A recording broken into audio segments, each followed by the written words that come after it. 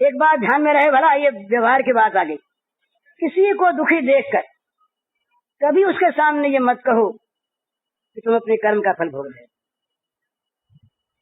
ये बहुत बड़ी शेल की सी चोट लगेगी उसको। एक तो दुख भोग रहा, उससे कह दिया जाए कर्म का भोग। किसी बहन में अगर कोई विपत्ति आ गई, उसके पति का देहांत हो गया, ऐसी बातें हम लोग उस समय कर देते हैं। सास कह देती है, घर के लोग कह देते हैं कि ये हमारे घर में ऐसी कुलच्छनी आई कि पति को खा गई। कितना बड़ा अपराध है ये। वो बेचारी खुद इस समय कितनी संतृष्ट है, कितनी दुखी है, और उसके घाव पर और घाव लगा देना, ये कितना बड़ा महापाप है। कि देखने की चीजें पर हम देखते कहाँ हैं।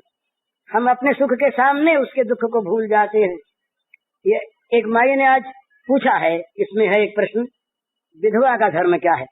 तो विधवा का धर्म बतलाने के पहले हम तो आज नहीं फिर कभी न सही, विधवा के साथ हमारा कर्तव्य क्या है ये पहले देखना है। उसका धर्म बताने के पहले हमारा कर्तव्य, हम विधवा हो ये माने कि हम जो आज बैठे यहाँ बोल रहे हैं, हम स्त्री बने और हम विधवा हों और हमारे साथ बुरा बर्ताव हो, उस समय हम क्या सोचें, ये देखकर, ये सोचकर फिर विधवा का कर्तव्य बताना है। विधवा आदमी है। हम कह देते हैं आज बड़ी हिमाकत के साथ, सर्वस्व का त्याग कर दो। और तुम कर रहे हो, कितना तैयार हो, अपने आप जरा सा त्याग करने को भी हम तैयार नहीं, और उसके द्वारा वो अनोखा त्याग हम आशा करें, हम ये चाहें कि वो आज सुखदेव में ही बन जाए। संभव कैसे? उसको बनाने में सहायता करो, स्वयं त्यागी बनो, स्वयं विषयों से विरक्त बनो। उसके सामने ऐसी कोई चीज अपने जीवन की मत लाओ कि जिससे उसके जीवन में शैतान जागे, तब उसका आदर करो। जैसे घर के अंदर सन्यासी हमारे आश्रम में पूज्य है, हम गेरुआ देखकर उनके सामने प्रणाम करते हैं, ऊंचा मानते हैं। इसी प्रकार विधवा देवी को घर की देवी मानो, उसकी पूजा करो, उसकी उपासना करो, उसको सुख पहुंचाओ। सुख पहुंचाने का ये अर्थ नहीं कि उसको विषय में डाल दो, ये नहीं। वो ये समझे कि मेरे साथ भी सद्बर्ताव होता है, मुझे भी लोग आदमी मानते हैं, मेरे साथ भी वो अच्छा बर्ताव करते हैं। भूल जाते हैं लोग, सास भूल जाती है, बहू भूल जाती है, ननद भूल जाती है। ये नहीं सोचती कि कल मैं विधवा हो जाऊंगी तो है। वो बच्ची जो किसी दूसरे के घर से आई, इस घर में आई, जिसको वो कह सकती थी मेरा, वो नहीं रहा। अब क्या सब उसको ये कह दे कि तुम बिल्कुल पराई हो, निकलो घर से, तुम्हारा कोई अधिकार नहीं। ये नृशंसता है, निर्दयता है, ये समाज का पाप है। ये समाज का पाप समाज को खा रहा खाएगा। विधवा में भगवान को देखो और उसके भगवान को जगाओ। उसके सामने विषयों की चर्चा न आने दो, पर न आने दो अपने चरित्र के द्वारा, अपने त्याग के द्वारा। तब उससे आशा करो कि वो कितना ऊंचा बन सकती है, कितना ऊंचा बन, अभी वो ऊंची है। आज भी हिंदू विधवा के समान हमने कहीं संसार में किसी स्त्री को नहीं देखा, हम नहीं देख पाते। हिंदू विधवा जो आज पवित्र है, उतनी पवित्रता कहाँ है संसार में। मुग्ध हो जाते हैं देख करके इस चीज को कि राम राम कितना अच्छा। सब सुंदरी देवी, ये बंगाल में एक जिम्मेदार नौजवान की पत्नी थी, वो जिम्मेदार मर गया। ये अंग्रेज जमाने के बाद कलेक्टर अंग्रेज रहे, कलेक्टर की स्त्री उनके घर आई, वो बिलायत से नई आई हुई थी। वो जानते हैं हिंदू आचार को। उसने देखा शब्द सुंदरी को और देख करके बड़े अच्छे भाव से, सद्भाव से, सहानुभूति से उस गौरांग देवी ने कह दिया कि बेटी तुम्हारी छोटी उम्र है, विवाह कर लो ना। बड़े हित की भावना से कहा। इतनी ठेस पहुंची इसके हृदय को कि विवाह कर लो। ये बात सुन ली मैंने अपने कान से और मर नहीं गई। उसने अनशन शुरू कर दिया, अन्न जल का परित्याग कर दिया। ये सच्ची घटना है, ऐतिहासिक, भला बनावटी काल्पनिक बात नहीं। अनशन उसने शुरू कर दिया।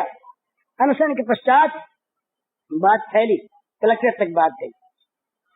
कलेक्टर ने अपनी स्त्री से पूछा क्या बात। उसने बताया कि मैं गई थी और मैं ये बात कह आई। बोले जाओ क्षमा मांगो। उसको तुमने बड़ी ठेस पहुंचाई, उसके हृदय पर आघात किया है। वो देवी आई, आकर के चरणों में गिर गई। बोली बहन बेटी तू मुझे माफ कर, तू कितनी ऊंची है ये मैं जानती हूँ। तेरे स्वरूप को मैंने पहचाना नहीं तो आज भी हिंदू देवी जितनी ऊंची है उतना ऊंचा जगत के इतिहास में कहीं कोई ऐसा प्रसंग नहीं मिलता जो मरने के बाद भी साथ जाना चाहती है, परलोक में साथ रहना चाहती। इसका ये अर्थ नहीं कि जो पतियों के पति परमात्मा उसको भूल जाए। पति में परमात्मा देखने का भाव क्या है? परमात्मा को प्राप्त करना ही जीवन का उद्देश्य है, पुरुष हो व स्त्री हो। स्त्री को परमात्मा की प्राप्ति का अधिकार नहीं, ये नहीं मानना चाहिए, ये बिल्कुल गलत बात। स्त्री भी अधिकार नहीं, पुरुष भी अधिकारी। उनके मेथड, उनके रास्ते जो हैं ये अलग अलग हैं। वहाँ न स्त्री है न पुरुष है, वहाँ तो स्त्री पुरुष दोनों से अतिरिक्त वो तो अलिंग है, उनके लिए कोई बात नहीं। तो उन भगवान की सेवा करने के लिए तो सबको तैयार रहे। कोई पति के द्वारा सेवा करे, कोई परम और पति की सीधी सेवा करे। मीरा ने विवाह करके भी विवाह नहीं किया। विवाह होगा उनका रणछोड़ जी से, और फिर वो जब तक स्वामी जीवित रहे उनकी सेवा की, उसके बाद उन्होंने रणछोड़ जी को पति मान लिया। पर उसके पति मानने का ये थोड़ी अर्थ है कि उसका शरीर कहीं भर से हुआ। वो तो परम पति जो सबके पति हैं, जो सबके स्वामी हैं, जो पतियों के पति हैं, जो पतियों के स्वामियों के आत्मा हैं, उन परमात्मा जगदाधार जगतपति विश्वात्मा विश्वपति सर्वलोक महेश्वर को उन्होंने अपना पति माना और कहा ऐसे बर को क्या बरूं जो जन्मे और मर जाए, बर बरिए एक सावरो मेरे चुड़लो अमर हो जाए। कितनी पवित्र बात है, कितनी पवित्र बात है। तो इस तरह से दूसरे के दुख में जब तक हम दुखी नहीं होते, जब तक दूसरे के दुख को अपना सुख बनाते हैं, तब तक हम महाराज मनुष्य कहलाने योग्य नहीं। साधक कहाँ से होंगे, देवता कहाँ से होंगे, गुण कहाँ से आवेगा।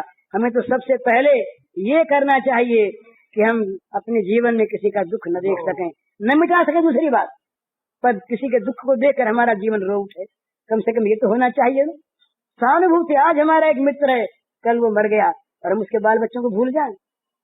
इतने स्वार्थी हम हो जाएं कि आज जिससे हम प्यार करते थे, आज जो हमारे घर का था, और उसके चले जाने के बाद उसके बच्चों से हमारा कोई वास्ता नहीं। ये नशुंसता है। तो तीसरी चीज ये कि हम व्यवहार के नाते जब अपने लिए सुख चाहते हैं, अपना हित चाहते हैं, अपना सम्मान चाहते हैं, तो दूसरों के साथ भी हम वही बर्ताव करें।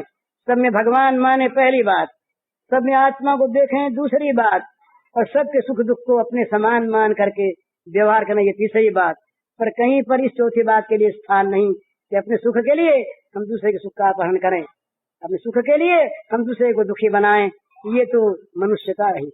जब किसी समाज में, किसी जाति में, किसी देश में, किसी विश्व में जब ये चीज आ जाती है, दूसरे का दुख हमारा सुख बने, तो वो समाज गिर जाता है, पतन हो जाता है उस विश्व का।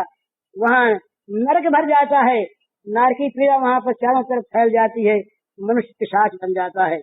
फिर सारे दुखों के पहाड़ टूटते हैं, तब फिर आखिर चेत होता है उसका प्रायश्चित हो जाने पर। तो साधक कभी भी दूसरे के दुख को अपना सुख न बनावे, अपना सुख हमेशा देता रहे,